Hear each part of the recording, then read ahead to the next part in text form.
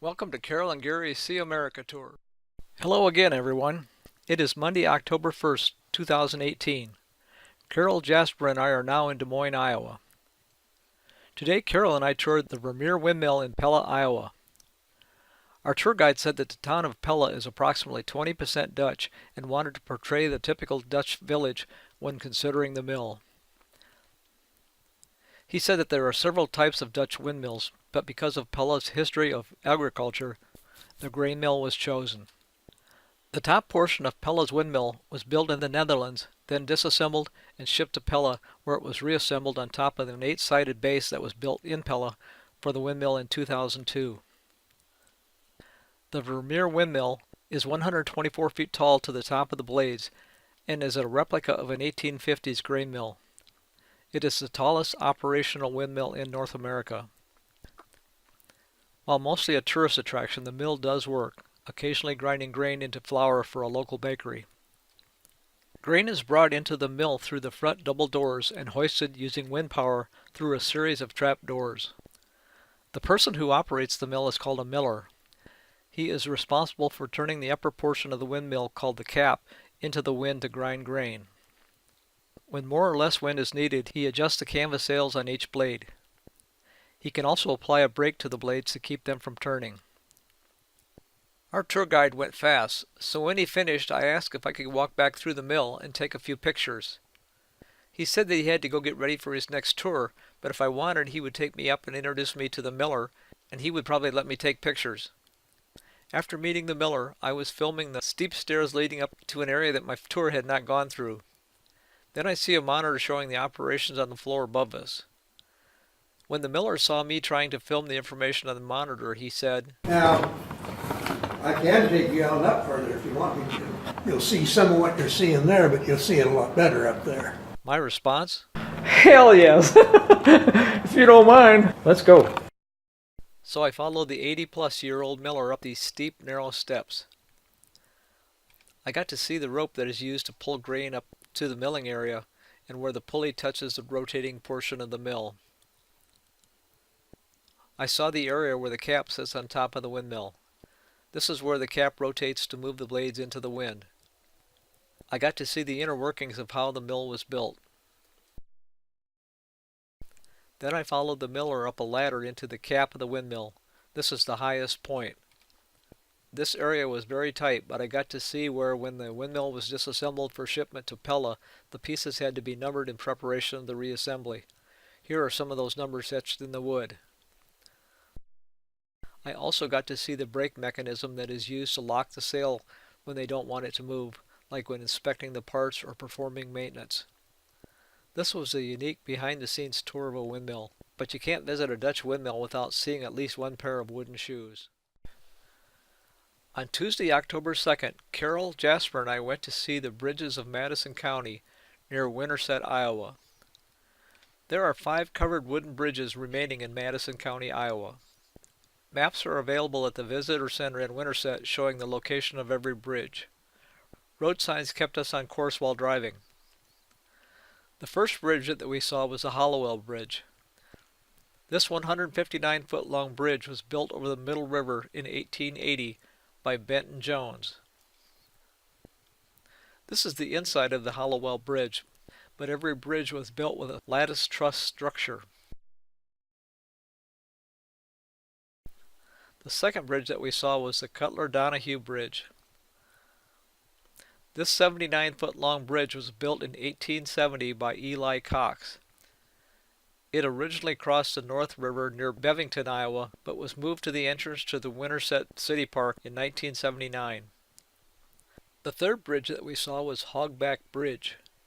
Named after a nearby limestone ridge, this 106-foot-long bridge was built in 1884 by Harvey Jones and George Foster over the North River.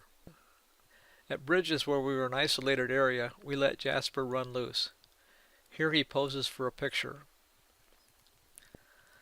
The fourth bridge that we saw was the Roseman Bridge. This 107-foot-long bridge was built in 1883 over the Middle River and featured in the 1992 novel The Bridges of Madison County by best-selling author Robert James Waller.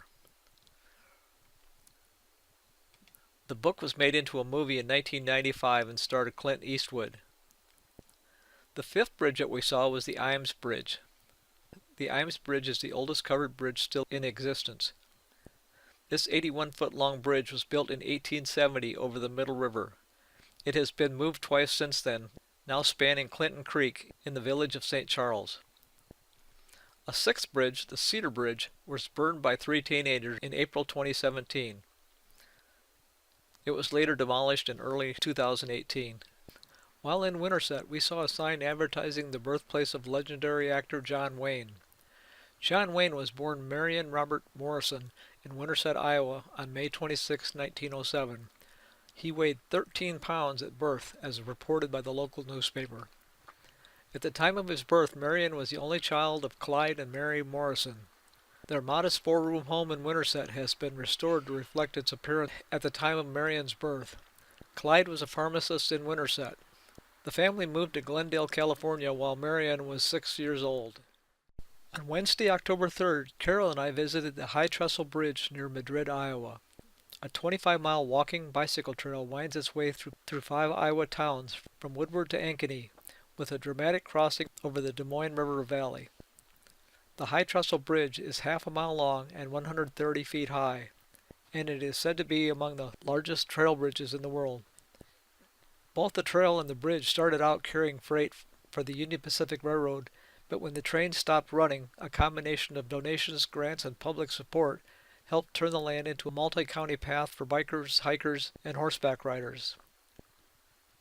The bridge, a spectacular feat of engineering, connects the trail. It took years to fund the ambitious project, and Union Pacific did its part by letting the 439-acre length of land go for next to nothing. With some congressional and local money, 20 miles of trail opened to the public in 2008. By 2011, there was still one major roadblock, the Des Moines River Valley. While Union Pacific had no more use for the land, they needed the trestle's valuable steel I-beams to build a new bridge. That left a row of 22 concrete support pilings behind, with nothing to connect them. These pilings were dubbed Iowa's Stonehenge. Finally, with the help of Iowa's Art Council, the bridge project got underway and was completed in April 2011.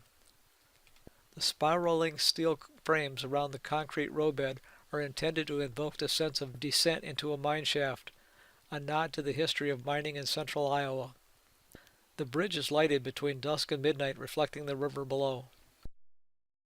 On Thursday, October 4th, Carol, Jasper, and I visited the 4.4-acre John and Mary Pappajohn Sculpture Park in downtown Des Moines. The park is named for John Pappajohn, a Des Moines venture capitalist, and his wife Mary, who gave the 24 sculptures valued at some $40 million to the community through the Des Moines Art Center. Open since 2009, the park features artwork from 21 of the world's most celebrated artists. I did not take pictures of all 24 sculptures, and a few of the pictures I did take were too dark to use, but I must admit, some of what I thought were sewer pipes protruding from the ground turns out were actually art. Maybe I should have gone to art school instead of wasting my money on electronics training.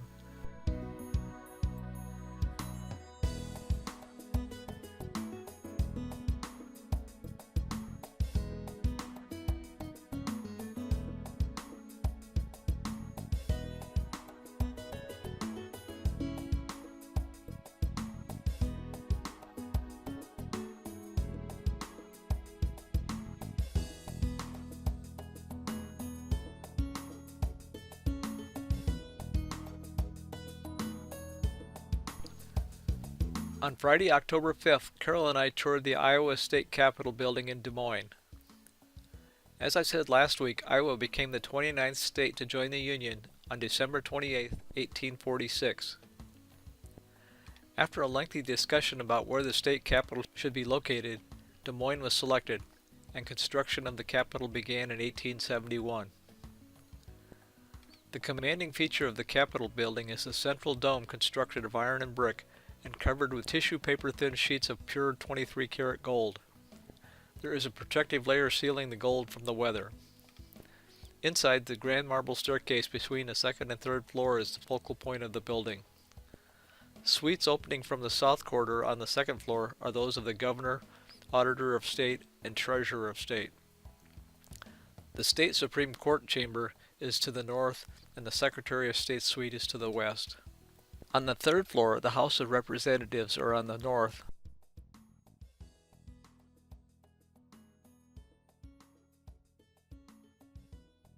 The Senate is on the south.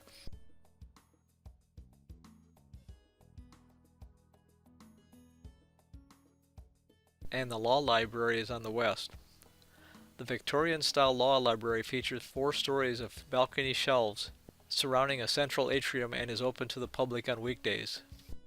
Like the false dome on the Capitol building in Topeka, Kansas, the Des Moines Capitol building has another dome above what you see from the floor of the rotunda, but this area is off limits to visitors. Maintenance workers replace these lights by removing plywood panels from the backside. 6 large figures are displayed on the landing between the second and third floor, but a closer look shows that these are not paintings. Marble chips were arranged by artists to form these pictures.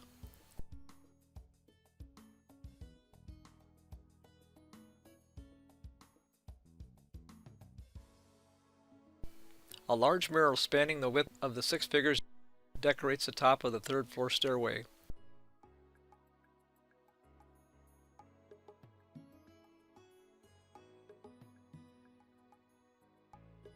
On the third floor, there is a door leading to 39 steps to the 4th floor.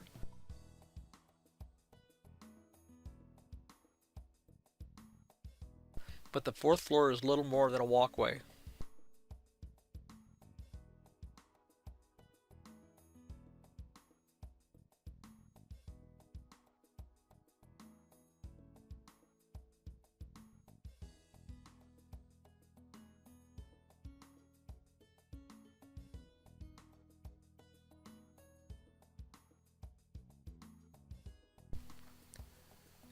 And with that, we are done here in Iowa.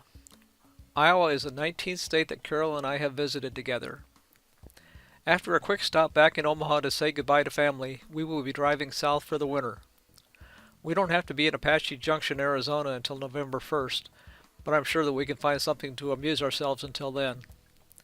If you are watching this video but have not yet subscribed, please do so to be notified of future videos. And feel free to share with your friends. Thanks for watching.